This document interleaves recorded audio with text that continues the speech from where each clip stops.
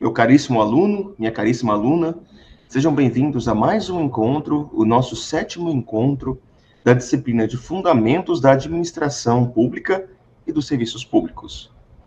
Hoje com um tema interessantíssimo, um tema de grande importância no mercado e um tema de grande importância social. O tópico de hoje são as parcerias na administração pública.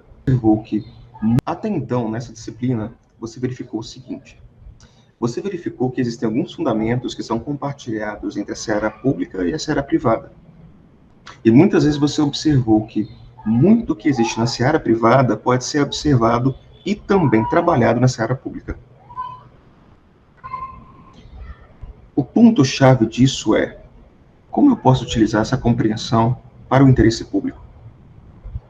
Porque eu vi que o final da administração pública sempre é um bem público. E quando eu falo bem público, não é coisa material. É conseguir viabilizar um serviço público. É conseguir prestar a segurança. É conseguir realizar a educação. É fornecer a cidadania. Mas nem sempre a administração pública vai ter condições para fazer isso isoladamente. Não raro, ela vai precisar unir suas forças com a iniciativa privada. E é exatamente isso que acontece no nosso contexto contemporâneo. Por mais que nós tenhamos uma administração pública robusta, que custa muito, que gasta muito, ela, seja por razões de tecnologia, seja por razões de recurso, de informação, ela não atinge certos interesses públicos, certos bens que a comunidade precisa. E aí somente através de uma parceria com o ente privado.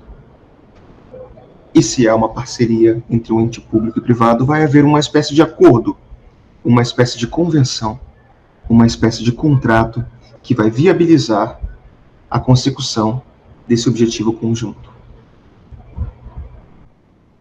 Mas para falar de parceria, eu preciso falar de um elemento que não é estritamente do direito administrativo. Não é estritamente do direito público. É um elemento intrínseco ao direito privado. É um elemento que faz parte do nosso cotidiano, que são os contratos. Você já imaginou quantos contratos você fez essa semana? Se você contratou uma internet nova, se você pegou um ônibus, se você comprou pão ou qualquer outro produto no supermercado, todos esses exemplos são exemplos de contratos, pessoal. São exemplos de vínculos obrigacionais, jurídicos, que nós firmamos. Mas a verdade é que nós fazemos isso com tanta frequência que na esmagadora maioria das vezes a gente nem percebe que está contratando, que está celebrando. Muitas vezes não precisa nem de assinatura ou aperto de mão. Você pede, a pessoa entrega, você paga o dinheiro e pronto. Pagou o preço com o dinheiro, fechou. Levou para casa. Houve a tradição da coisa. Você adquiriu aquilo e faz parte do seu patrimônio. Você vai usar aquela manteiga, aquele pão, aquele bolo do jeito que você quiser. Pode deixar estragar, pode comer de maneira parcelada. É como você quiser.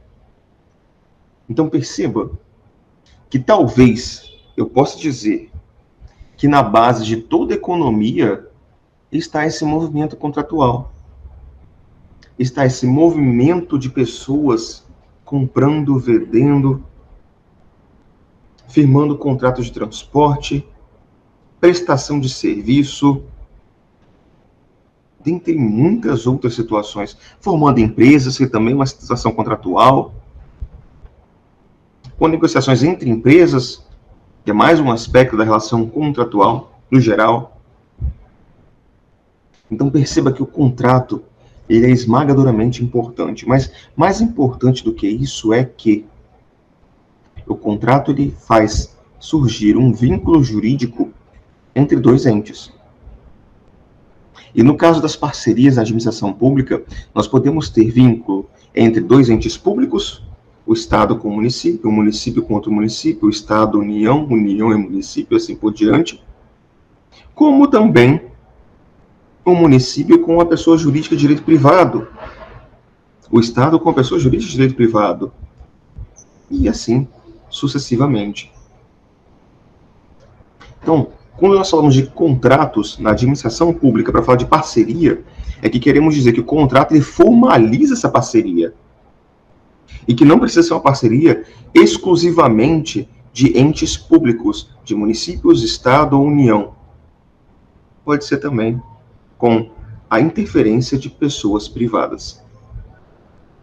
Ok?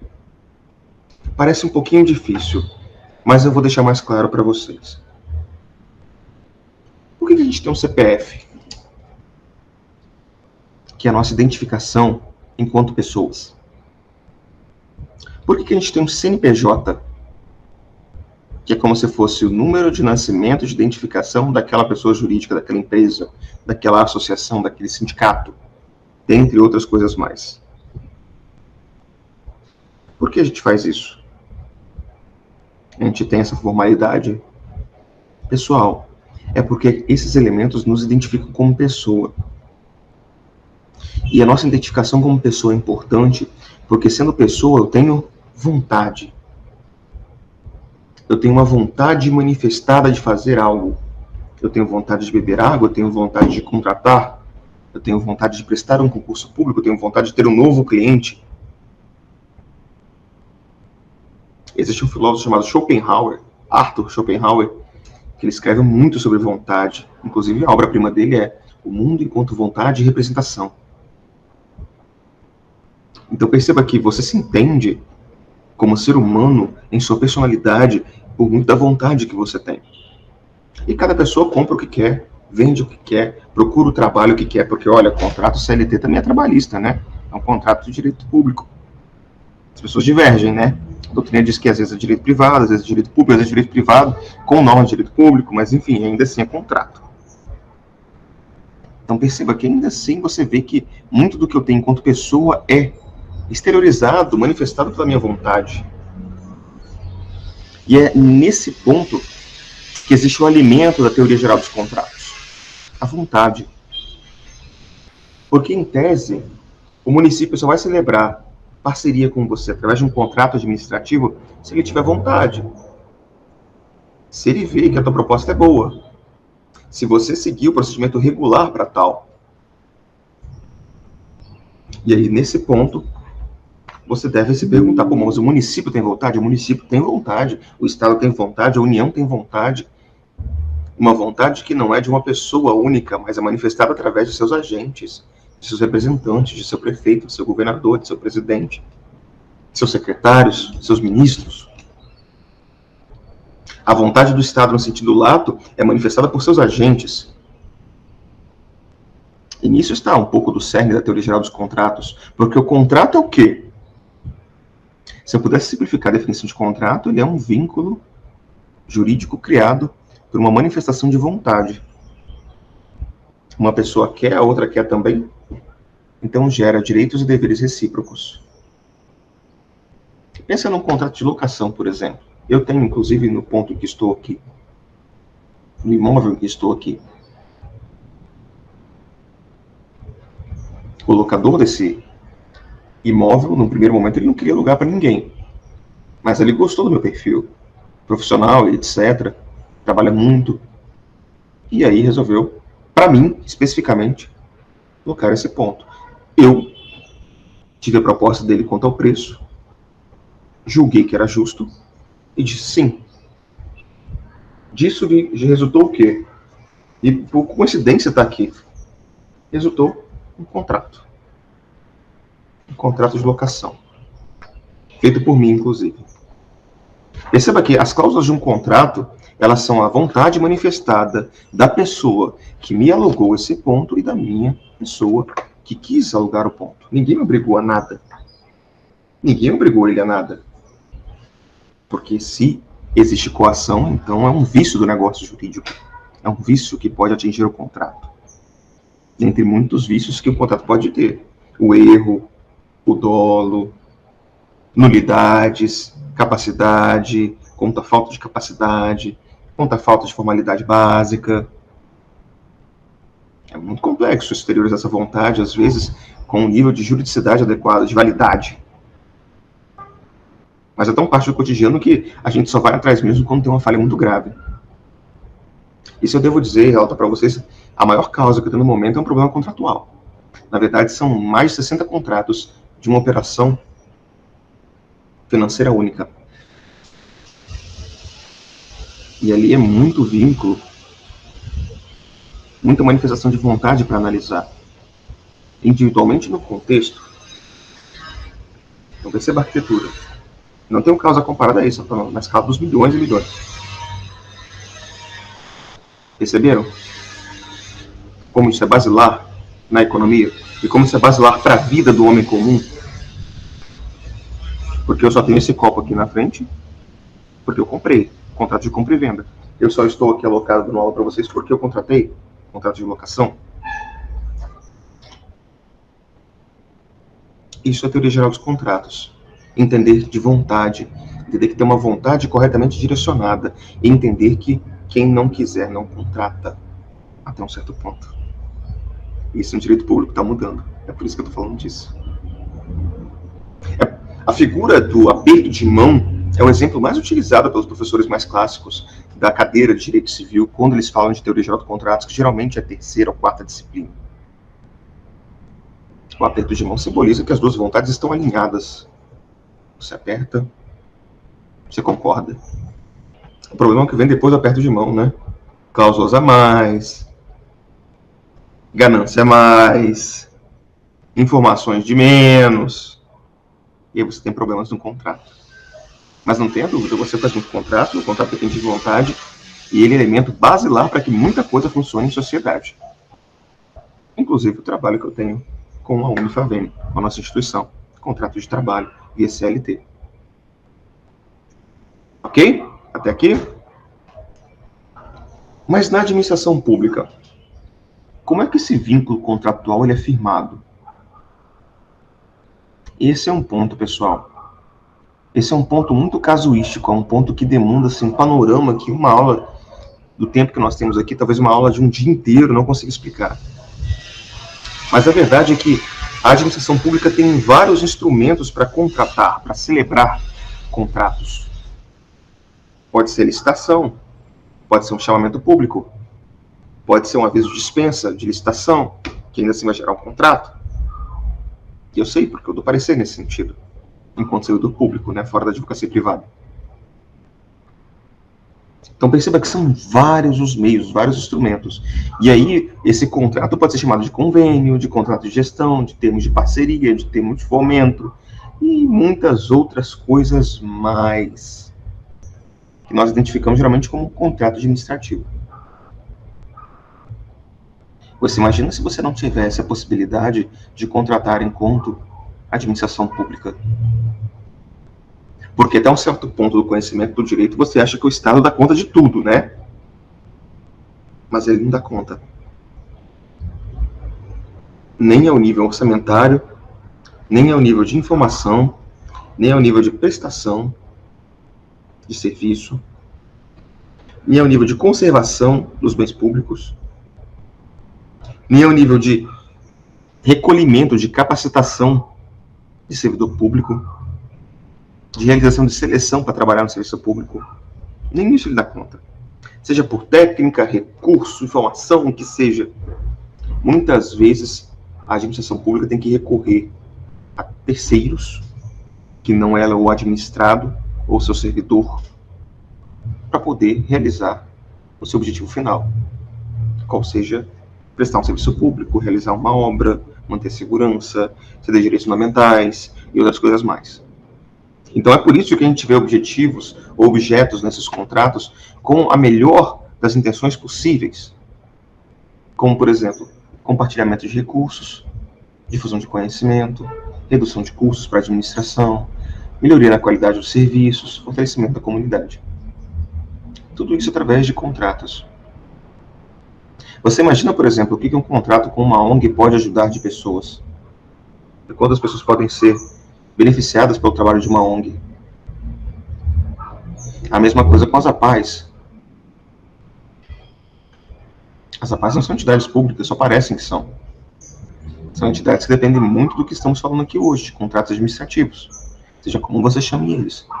ou qual o instrumento que aquela administração pública municipal, estadual, federal vai escolher para poder beneficiar esse público da sociedade, mas para fortalecer essa parcela da população. Ao mesmo tempo é visível que muitos municípios não conseguem, por exemplo, prestar o serviço público de acolhimento, seja de desabrigados, de mulheres em situação de risco, de idosos. Então, ela tem que deixar uma parte do setor privado prestar esse serviço. E é o que acontece. Eu lembro que eu sempre falo com vocês da tensão que existe entre o público e o privado, né?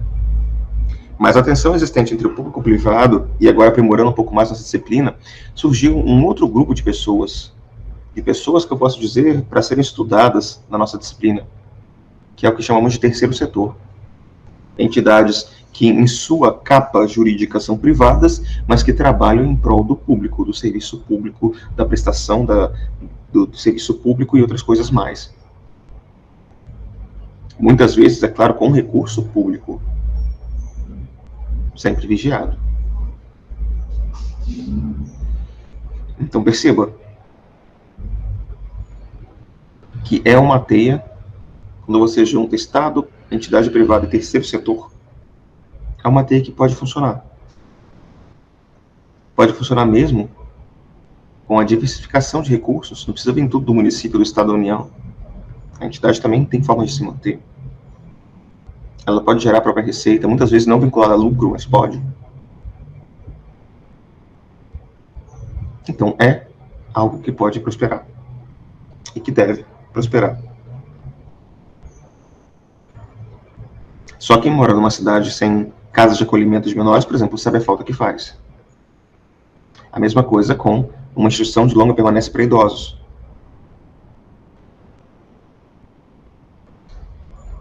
Nesse ponto, a gente sabe que o Estado e o município não tem condições de ceder tudo.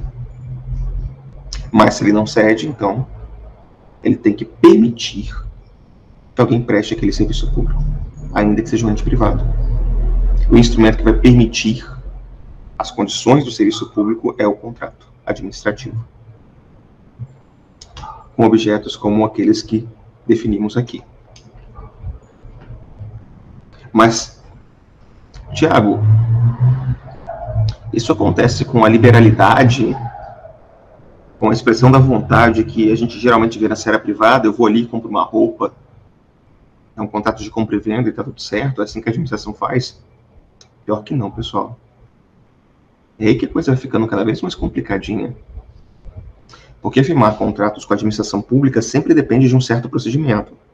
Pode ser um procedimento licitatório, pode ser um chamamento público, que é como se fosse um procedimento licitatório, mas um pouco mais simplificado. Pode ser um processo administrativo de dispensa de licitação, que vai gerar um contrato, como disse antes. Então, sempre tem uma fase preparatória para esse contrato. Sabe por quê, pessoal? Para manter aqueles artigos do 37 da Constituição lá, especialmente publicidade. Eu faço chamamento público porque eu tenho que garantir que a sociedade inteira, inclusive outros possíveis interessados, estejam cientes daquele possível contrato que vai ser firmado com aquele objeto para aquela comunidade. A mesma coisa com avisos de dispensa de licitação. Pode ser um valor pequeno, geralmente pela lei de licitações, menor do que R$50 mil naquele contrato. Mas ainda assim eu tenho que dar publicidade, porque o recurso é público, e teoricamente aquilo vai reverter para o público, de uma maneira geral. Quando falamos que tem edital, em qualquer que seja o procedimento, porque esses aqui também tem edital, eu botei edital ali só para poder de alguma forma deixar mais em evidência, mas o chamamento público tem edital e a vez de dispensação também tem edital, é que o edital é de amplo acesso. Ele coloca todas as regras. E por isso existe um princípio tão importante hoje em jurisprudência, em direito administrativo, chamado princípio da vinculação ao edital. Porque é o princípio da vinculação ao edital que vai garantir que aquele contrato seja adequadamente celebrado. E que posteriormente, caso descumprido, possa ser forçada a obrigação que continha nele. O serviço público que é necessário ser prestado. Ok. Então não é simplesmente chegar na prefeitura e querer firmar um contrato. Não, está longe disso. Agora, se você abrir o portal da transparência das prefeituras, do Estado, qualquer que seja o Estado que você esteja, das câmaras municipais, você vai ver lá muito do que a gente está conversando aqui. Muitos avisos de dispensa, muitos editais de licitação, alguns chamamentos, sejam de entes do serviço público estrito, como prefeituras ou conselhos municipais, que também fazem parte da estrutura burocrática que tem no município, no estado, etc. Você vai ver muito do que estamos falando aqui. Ok? Então perceba, sempre tem um procedimento prévio. Não é de qualquer forma, não é para qualquer um. É só quem segue a legalidade, a publicidade e a moralidade inerentes à administração pública.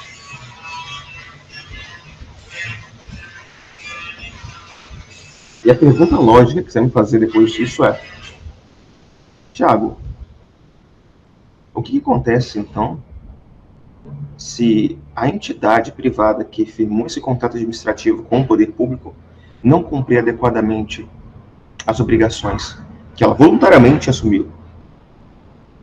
E aí começa a piorar um pouquinho a coisa, pessoal. Aí a coisa começa a ficar complicada. Por quê? Como geralmente funcionam esses contratos? Eles estabelecem lotes de serviços ou etapas da prestação do serviço, e a cada etapa cumprida, a entidade vai recebendo o recurso. Ela vai apresentando edições, relatórios, notas fiscais, entre muitos outros documentos, e vai sendo liberado o recurso para poder suprir aquele projeto, aquela parte da prestação do serviço público feito pelo ente privado. O ponto é que existem muitos casos em jurisprudência de problemas com a prestação de contas dos recursos que são passados. Porque depois você avalia que o recurso, na verdade, não teve aquele gasto todo do projeto. Que, na verdade, um elemento ou outro do projeto está com preço que não está condizente com o mercado. Que a forma da prestação de contas não seguiu os requisitos básicos da documentação que é necessária. E aí são inúmeras situações que podem acontecer em que um ente beneficiado com recurso público, ele pode pecar na prestação de contas. E esse é um ponto que, lidando com uma associação beneficente, seja ela PAI, ILPI, ONG, o que seja, você não pode errar. Prestação de contas é coisa muito séria, porque envolve uso do dinheiro público. Tem que ser feita minuciosamente. Não é de se falar assim, ah, não, no conjunto foi isso. Não, não é isso. Não é assim. Ah, não, dá muito trabalho fazer a prestação de contas de maneira minuciosa, então faça. Não peça o recurso público. Se vire com recurso privado. Porque aqui a coisa pode ir muito além do que se pensa. Se um beneficiado ter sua prestação de contas negada,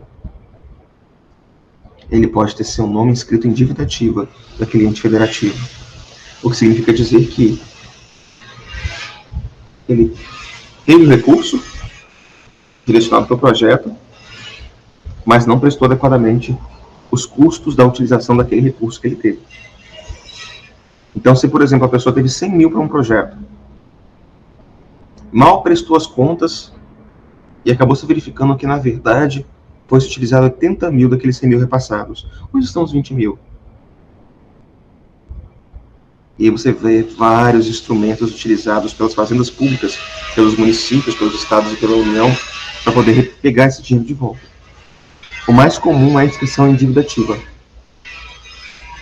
Então, dinheiro público, que vai ficar ali como dívida para aquele ente federativo. É claro que existem meios processuais que são mais adequados. Existe uma ação que o nome é quase jocoso, que é a ação de restituição de verba pública. Exatamente assim que ela aparece nos julgados, nos tribunais, em que se busca pegar esse valor de volta. É como se fosse uma ação de cobrança, uma ação ordinária no sentido processual, como a gente chama. Ordinária porque cabe muita coisa, tá? Não é porque é ruim, não. É porque ordinária é porque ela cabe muita coisa. Muitos tipos de discussão. É por isso ordinária. Né? Ordinária porque é aquela comum, é aquela que é de padrão, que é de praxe. Mas se você erra, então, na prestação de contas do recurso público e foi para a dívida ativa, você vai levar a execução fiscal. E a execução fiscal é uma das maiores agressões que o Estado pode fazer contra você. Inclusive afetando o patrimônio dos sócios. Então pode ser que a entidade beneficente tenha uma índole perfeita, mas foi um funcionário ruim ali na prestação de contas, não prestou as contas como deveriam, até o patrimônio dos sócios daquela entidade beneficente, que não recebem R$1 para fazer aquele trabalho voluntária, sem fins lucrativos, eles vão sofrer as consequências de pegar o dinheiro público e não prestar as contas devidamente. Isso sem contar outros tipos de penalidades que o Ministério Público pode impor. Então aqui é 100%.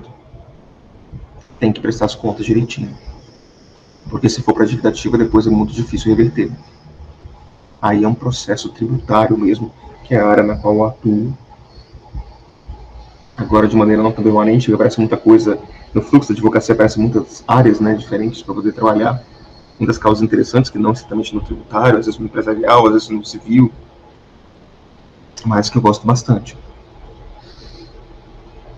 Você imagina, a própria petição de execução fiscal, ela é duas páginas, você faz ela.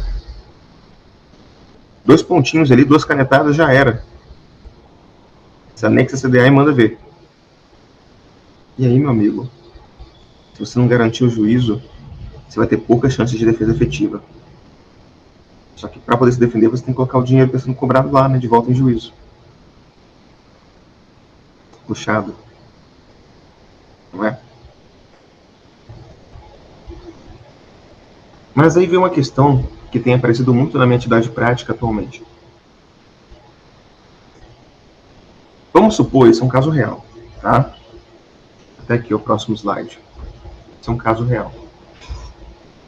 Vamos supor que exista uma instituição, a qual eu advogo, que exista há décadas no município. Essa instituição presta um serviço público de acolhimento de idosos. E é uma situação muito delicada o acolhimento de idosos, porque sempre tem demanda, tá? Sempre tem família precisando. O município geralmente estabelece os critérios de acolhimento, ele faz a avaliação e ele referencia esse idoso. Se ele achar que o idoso não tem as condições para ser acolhido, o idoso fica sem a tutela. É aí que começa o ponto. Porque muitas vezes na negativa do município, o idoso procura um advogado, geralmente a família procura um advogado e entra contra a instituição, contra o município, contra o Estado, para poder perseguir o acolhimento, conseguir o acolhimento, né? Pela prestação do acolhimento daquele idoso. E aí a instituição vai receber liminar, porque isso vai ser feito por meio de liminar,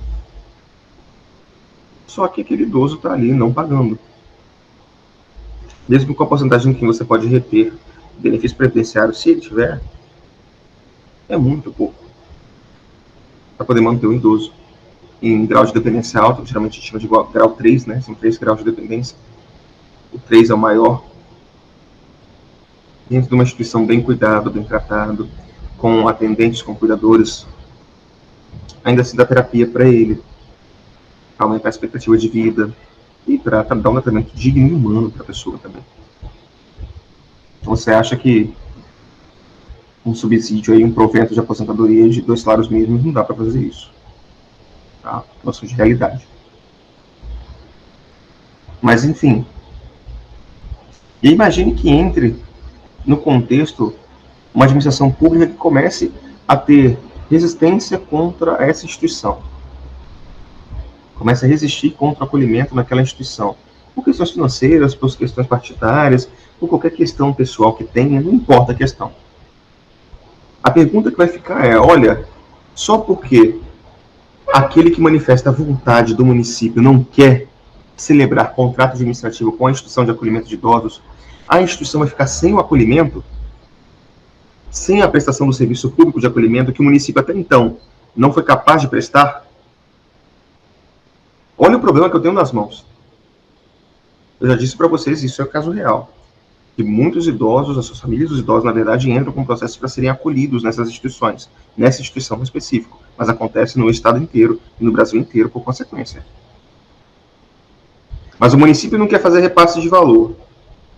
Ou está dando a negativa para o idoso ser acolhido. Resta para a instituição o quê? Morrer. Morrer. Tá ali. E a jurisprudência começou a observar isso e falou assim, olha, não tem jeito, o município não está prestando serviço, está dificultando o repasse de recursos. Eu tenho um direito fundamental para cumprir, especialmente com o horário da dignidade da pessoa humana para esses idosos, que mais do que nunca na terceira idade deveriam ser respeitados e terem todas as suas necessidades supridas, especialmente de índole de saúde e bem-estar social. E eu não posso, então, deixar a instituição morrer. E começou a mudar as coisas. Você começa a ver julgados, Mato Grosso é exemplo disso, Goiás já aconteceu também, em que o judiciário começa a obrigar a parte pública, o município, o estado, que seja, a firmar contratos com essas instituições privadas. Obriga por meio de decisão judicial. Porque o judiciário percebeu que se isso não acontecer, as instituições falirão. E falindo as instituições, o serviço público que o município deveria prestar vai ficar pior ainda. Ou não vai ser prestado de forma nenhuma, o que vai afetar parcela considerável da sociedade. Não estou falando em termos de quantidade, mas de qualidade, pessoas que precisam do serviço público. Porque essa é a finalidade do serviço público. Ele ser prestado para quem precisa mesmo. E aí você vê muitas liminares. Via ação civil pública, via ação coletiva, geralmente processos coletivos, tá? Determinando que o município tal firme contrato. Seja por termo de parceria, termo de fomento, termo de colaboração. São vários termos que você vê nos julgados, às vezes muito diferentes uns do outro, mas você vê para que haja o repasse de recursos. Eu vi, inclusive, um julgado interessante de um estado que não é o que eu estou agora, em que, inclusive, foram beneficiadas duas instituições de diferentes naturezas, né, com um repasse mensal considerável cada uma, que era necessário a sua manutenção. E quando eu falo aqui, ILPI são instituições de longas permanências para idosos, os antigos asilos, tá, pessoal? Então, a vontade, no que se refere à continuidade do serviço público, ela está tendo mitigações. O judiciário está percebendo que ela precisa de mitigações.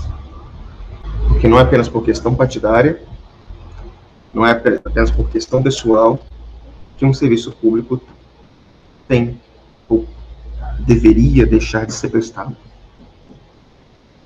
Se o serviço público está sendo prestado, mesmo por ente privado, ele tem a continuidade, a prerrogativa da continuidade, o princípio constitucional da continuidade de prestação do próprio serviço. Ele tem que continuar vivo, atendendo aquela parcela da população que precisa. Ok? E aí, Thiago? O que mais você pode falar disso? Eu posso falar que a área que estamos lidando aqui hoje, pessoal, é talvez uma das áreas mais transdisciplinares ou interdisciplinares, como você queira escolher, de todo o curso. Um dos tópicos mais multidisciplinares de todo o curso, porque envolvem psicólogos, assistentes sociais, trabalham muito com isso. Eu fico impressionado com o nível de legislação que muitos têm, tá? Os que são sérios mesmo. Pessoas que fazem prestação de contas, alguns contadores, alguns técnicos em RH são muito bons nisso, tá? Dentre muitas outras situações mais. A pauta é que, se você olhar, muitas das atribuições judiciais ou não que nós vimos aqui hoje é pertinência do Ministério Público. É obrigação do Ministério Público estadual ou federal, se for o caso, observar, processar e conseguir. Tanto que o caso que eu falei para vocês de outro estado foi o Ministério Público conseguiu. Mas eu estou vendo cada vez mais as entidades utilizarem seu poder coletivo, seja pela Lei da Ação Civil Pública, que é 7.347, se não estou enganado, de 85, ou pelo Estatuto da Pessoa Idosa, que é a Lei 10.700 de alguma coisa, para elas mesmas veicularem, conseguiram o recurso necessário para se manterem vivas. Porque a política oscila. O gestor que está ali manifestando a vontade do município pode ter uma cabeça hoje, em 2025 pode ter outra. Pode ser outra pessoa lá. Mas o Estado é o mesmo, no sentido amplo. O município é o mesmo. E ele precisa manter vivos os seus serviços públicos. De maneira responsável. Mas precisa manter vivos os seus serviços públicos. E aí você pode citar quantos exemplos para fazer isso, Tiago? Olha, além da via administrativa, dos recursos administrativos, você vê por vezes mandado de segurança para poder assegurar algumas questões relativas a processos prévios à contratação administrativa. Você vê muita ação civil pública, que é uma prerrogativa do Ministério Público, mas também pode ser manejada por associações privadas que têm em seu estatuto a finalidade de proteger interesses que não são individuais, que são interesses coletivos ou difusos da sociedade. Você vê ações ordinárias, ações de cobrança, quando, por exemplo, o município fica muito tempo sem fazer repasse, uma instituição vai, entra com a cobrança e ganha o valor do acolhimento, da diária, muitas vezes, daquelas pessoas na instituição, que deve realmente ser direcionado para o bolso do município, do Estado, da União, porque é eles que deveriam prestar esse tipo de acolhimento. São vários instrumentos. Quantas ações civis públicas do Ministério Público eu já vi para a construção de lares para acolhimento, seja de idosos, de adolescentes, de desabrigados. Isso tudo tem um tópico muito importante para a pesquisa, que se chama controle judicial das políticas públicas.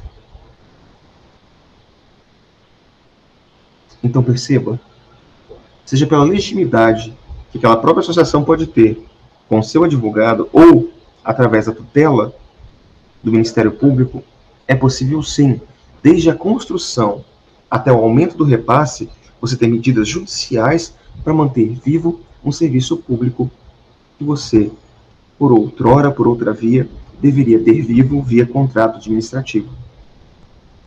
Porque é muito fácil para o gestor público criticar. Difícil ele ser organizado financeiramente e prestar aquele serviço para a comunidade, que é a função dele. Ok?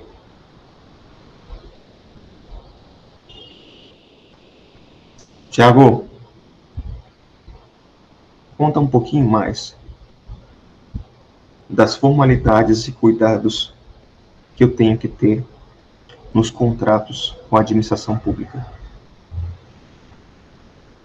O mais interessante da resposta que eu vou te dar é: observe o procedimento licitatório com aquele ente que você está firmando.